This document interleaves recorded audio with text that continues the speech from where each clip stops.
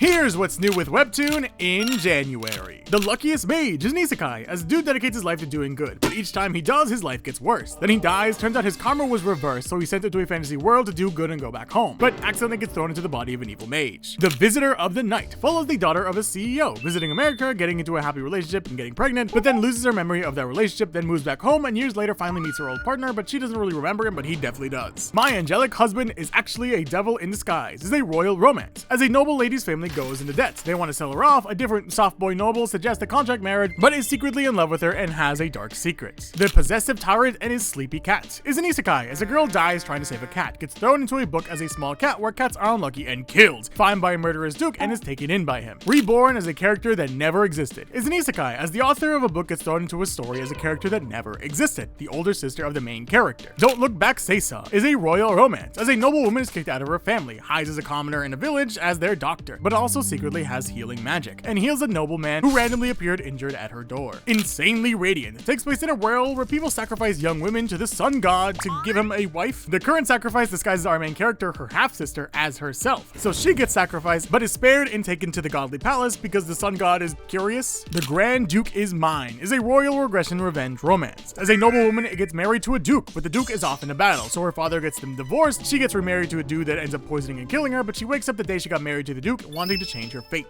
The Murdered Princess and the Innocent Traitor is a royal regression revenge series. As a princess goes missing, they find her but keep her to sacrifice her to their god. A dragon sends her back in time to get revenge for him, but she just wants to live in peace. Beware of Double Trouble follows a girl who really loves a soft boy actor, but turns out that actor has a twin brother who's used as a stand-in for most of his acting. Also, that soft boy actor is dating her friend/roommate, and she finds out. The Tale of the Skeleton Mage follows a band of heroes fighting and defeating the Demon King, but the rogue saves the warrior from a deadly blast and takes an undying curse. So 150 years later, our rogue is still around as a skeleton. The stellar Swordmaster is returning with season 2, following Vlad after being banished from his house. So in case you need an update,